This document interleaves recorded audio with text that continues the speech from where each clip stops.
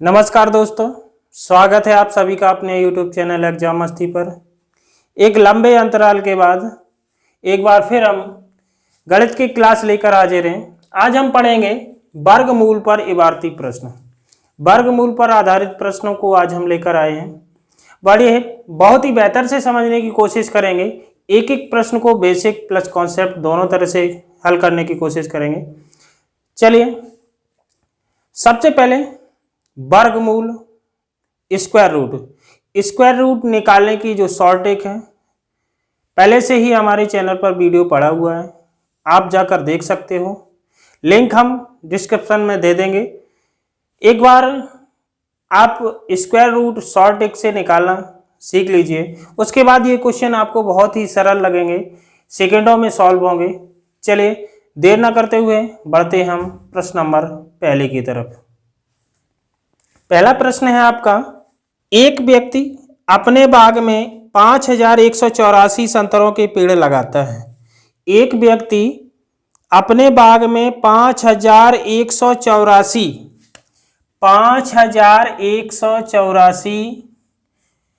संतरों के पेड़ लगाता है तथा इन्हें इस प्रकार व्यवस्थित करता है कि उतनी ही पंक्तियां रहें जितने एक पंक्ति में पेड़ हैं। जब इस प्रकार से क्वेश्चन पूछा जाता है तो 100% ये वर्गमूल पर आधारित प्रश्न होता है कि उतनी ही पंक्तियां हों जितने की एक पंक्ति में पेड़ हो। जब पंक्तियों की संख्या और पेड़ों की संख्या समान हो तो ऐसे प्रश्न वर्गमूल पर आधारित होते हैं। पूछा गया है बाग में कितनी पंक्तियां हैं, तो ऐसे प्रश्न को हल करने के लिए क्या करेंगे, जो भी संख्या दी जाती है, पेड़ों की जो संख्या दी जाती है उसका हम वर्गमूल निकाल लेते हैं। क्या निकाल लेते हैं? वर्गमूल निकाल लेते हैं। तो ध्यान दें, इसका हम वर्गमूल निकालेंगे। 5184 का वर्गमूल हम निकालेंगे। उतने ही पंक्तियों की संख्या आएगी जितने की एक पंक्ति में पेड़ों की संख्या भी उतनी ही आएगी। पूछा है क्वेश्चन में बाग में कितनी पंक्तियां हैं, तो ध्यान दें यहां पर हम इसका स्क्वायर रूट कैसे निकालेंगे। अगर हम शॉर्ट ट्रिक की बात करें तो शॉर्ट ट्रिक देख लीजिए, पीछे से हम पेयर बनाएंगे, जोड़े बनाएंगे। तो यहाँ पर जोड़ा कितने का बना? 84 का। इकाई अंक क्या है? 4 है। इकाई अंक जब 4 होता है, यदि क्वेश्चन में इकाई अंक 4 होता है तो उत्तर में इकाई अंक या तो 2 होगा या 8 होगा। समझना ध्यान से, एक एक कॉन्सेप्ट क्लियर करते जाना। यदि क्वेश्चन में इकाई अंक 4 है तो आंसर का इकाई अंक या तो 2 होगा या 8 होगा। ठीक, अब हम देखते हैं कि जो 51 ये संख्या बची है, ये 51 संख्या किन दो संख्याओं के वर्गों के मध्य स्थित है। तो मैंने देखा 7 का स्क्वायर होता है 49 और 8 का स्क्वायर होता है 64। 8 का स्क्वायर कितना होता है? 64। इन दोनों के बीच में स्थित है हमारी 51 जो संख्या है। 7 का वर्ग कितना होता है? 49। 8 का वर्ग होता है 64। इन दोनों के बीच में क्या स्थित है? 51। तो सबसे पहले हम एक बात समझ लेंगे कि यहां पर यदि इकाई अंक 4 है तो उत्तर का इकाई अंक या तो 2 आएगा या 8 आएगा। तो यहां पर जो वर्गमूल इसका आएगा, तो यहां पर जो छोटी संख्या देखिए 51 जो है, 51 49 और 64 के बीच है, लेकिन हम इस जो आंसर में अंक आने वाला है वो हमेशा ऊपर वाला आता है जो छोटा होता है।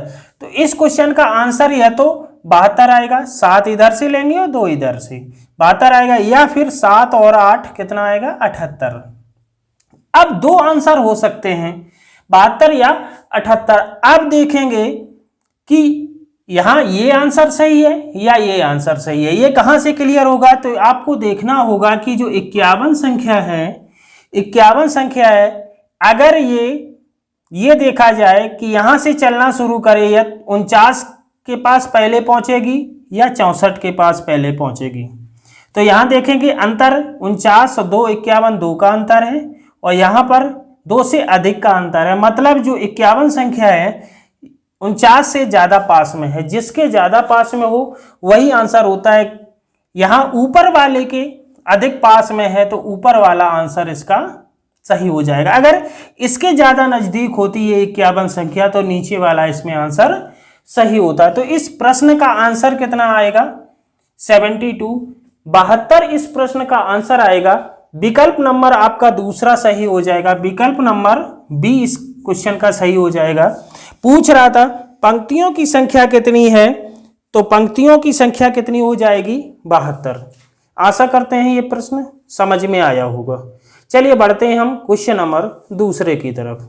दूसरा प्रश्न है आपका कि 60 छात्रों की एक कक्षा में प्रत्येक लड़के ने कक्षा में लड़कियों की संख्या के बराबर रुपयों का योगदान दिया तथा प्रत्येक लड़की ने कक्षा में लड़कों की संख्या के बराबर रुपयों का योगदान दिया।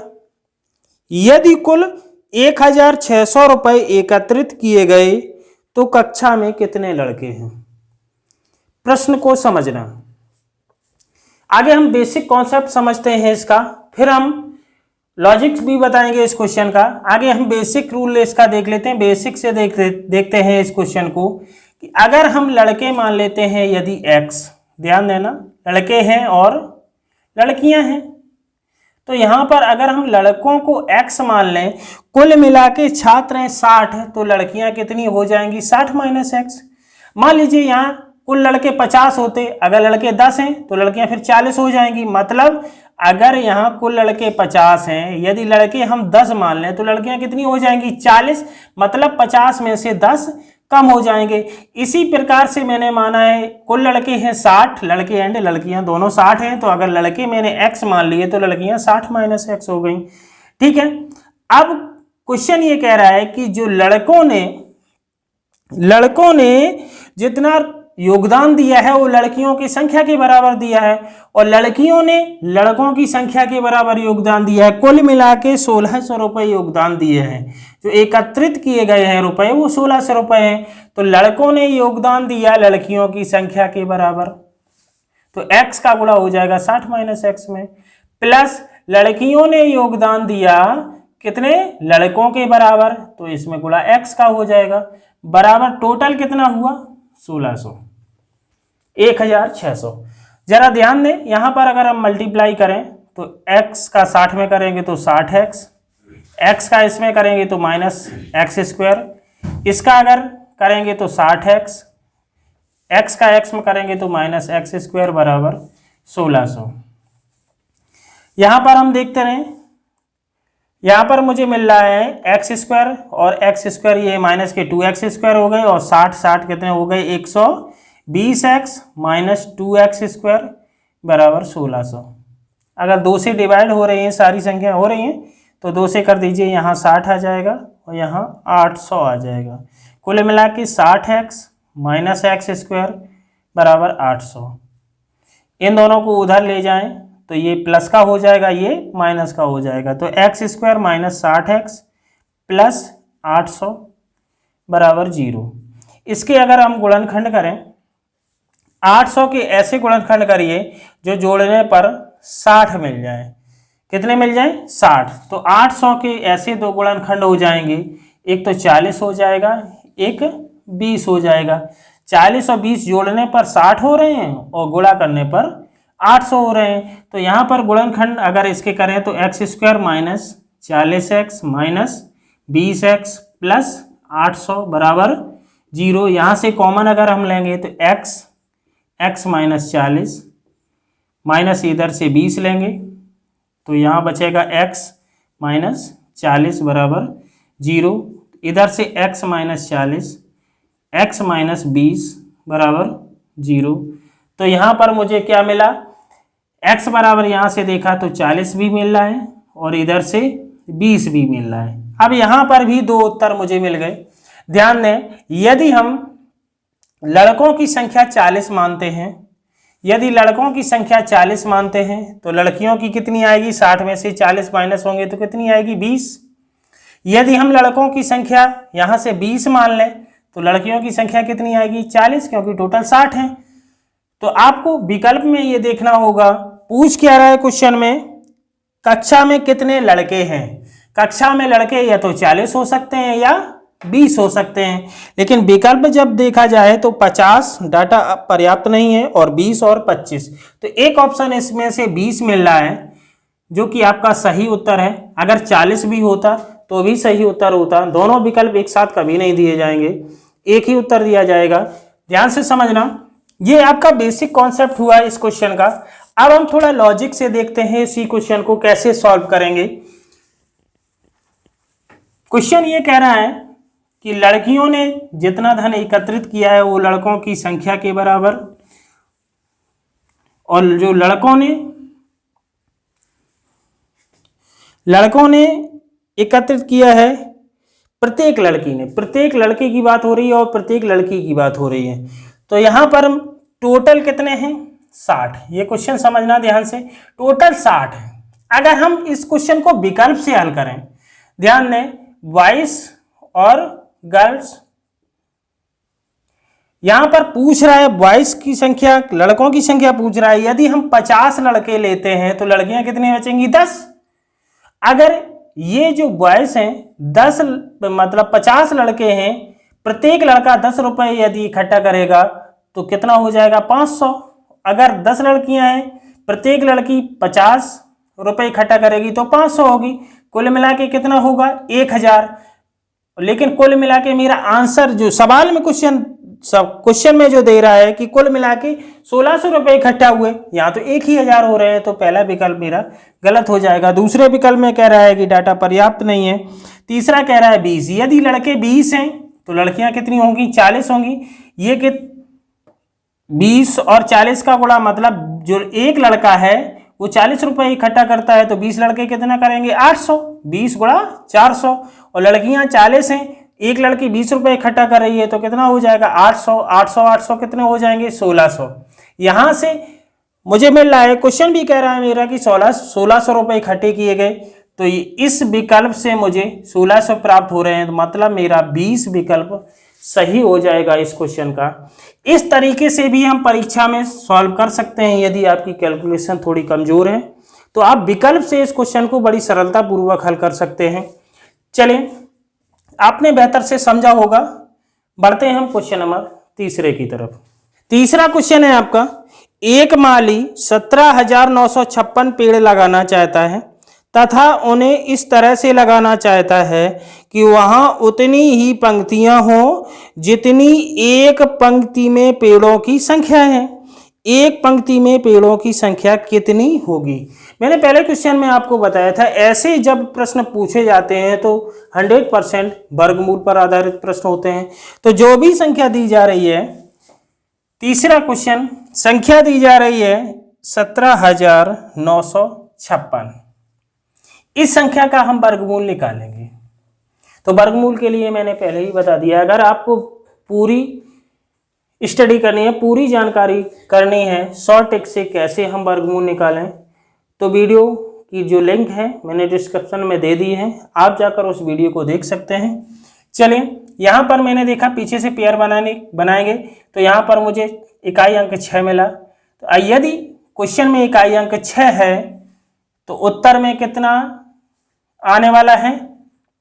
या तो 4 आने वाला है, और किस में 6 आते हैं? 4 चौको 16, 16 में 6 आते हैं, और किस में आते हैं? 6 में आते हैं। तो जो उत्तर का जो इकाई अंक है या तो उसमें 4 आने वाला है या 6 आने वाला है। अब मैंने देखा 179 जो संख्या है इन किन दो संख्याओं के वर्गों के बीच में है, तो देखा आप 13 13 169, यहाँ से मिला है 13 का स्क्वायर होता है 169 और 14 का स्क्वायर होता है 196।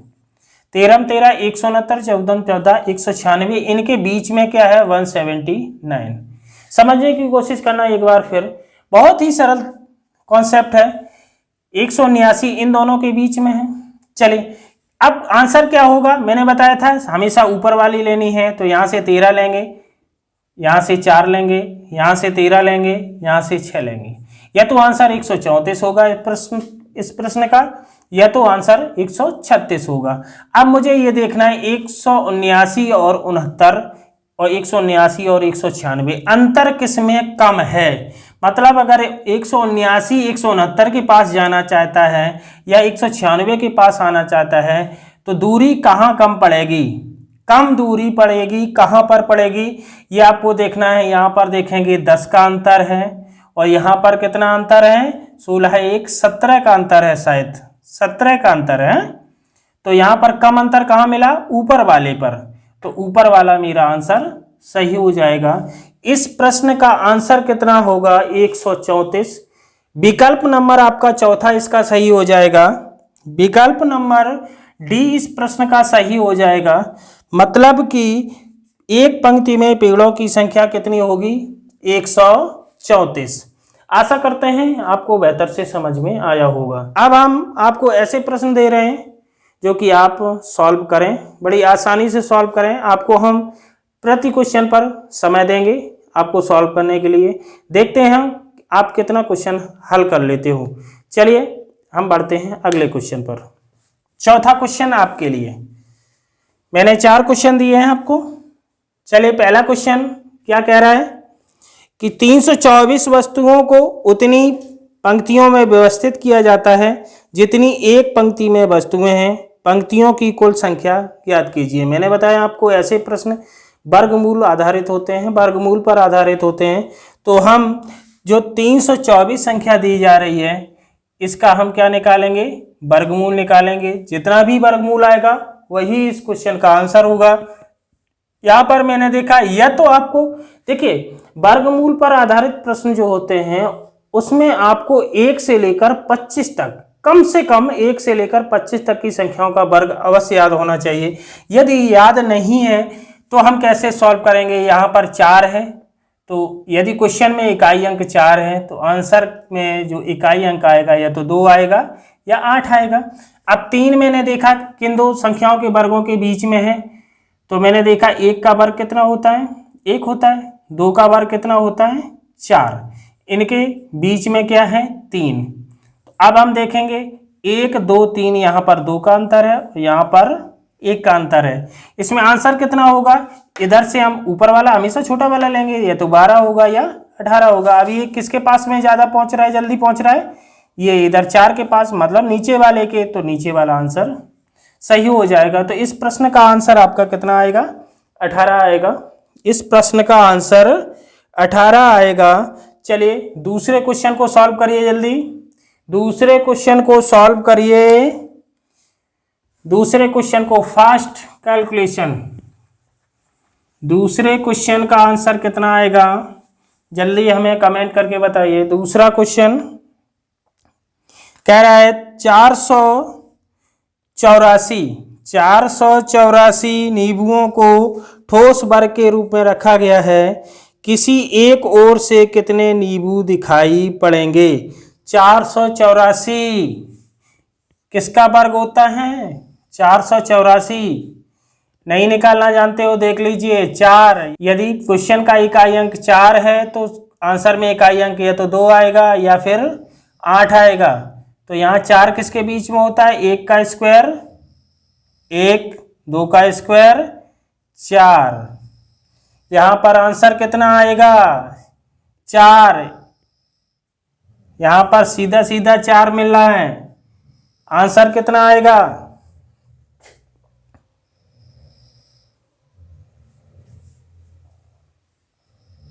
आ गया होगा आंसर।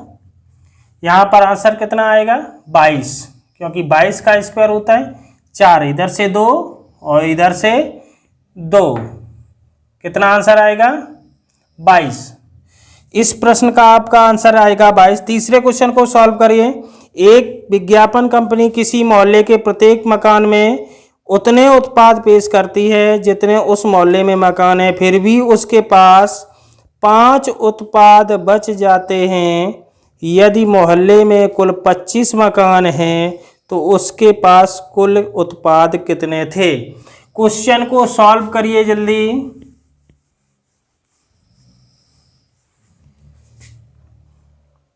मोहल्ले में कुल 25 मकान हैं। एक विज्ञापन कंपनी किसी मोहल्ले के प्रत्येक मकान में उतने उत्पाद पेश करती है जितने उस मोहल्ले में मकान हैं।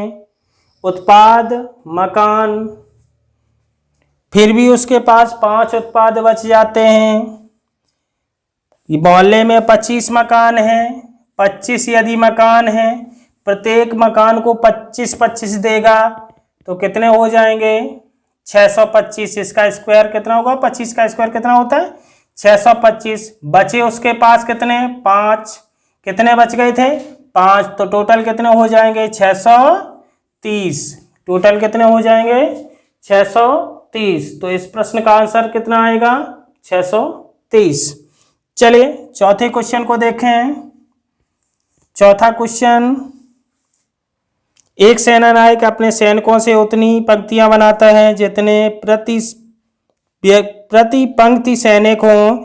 इस प्रकार उसे 4 सैनिक कम पड़ जाते हैं। यदि कुल 17 पंक्तियां बनी हों तो सेनानायक के पास कुल कितने सैनिक हैं? पंक्तियां कितनी बनी? 17। आंसर कितना आएगा? जल्दी फास्ट बताइए। आ गया? चलिए 17 का स्क्वायर कितना होता है? 289। यहाँ पर कह रहा है 4 सैनिक कम पड़ जाते हैं। 4 कम पड़ जाएंगे तो कितना होगा? 285, 285। इस प्रश्न का आंसर होगा। आशा करते हैं ये क्वेश्चन आपको बेहतर से समझ में आए होंगे। ये क्वेश्चन आपको कैसे लगे या ये वीडियो आपको कैसा लगा कमेंट करके हमें ज़रूर बताएंगे। चलिए अगली वीडियो में एक बार फिर मिलते हैं। तब तक के लिए जय हिंद, वंदे मातरम।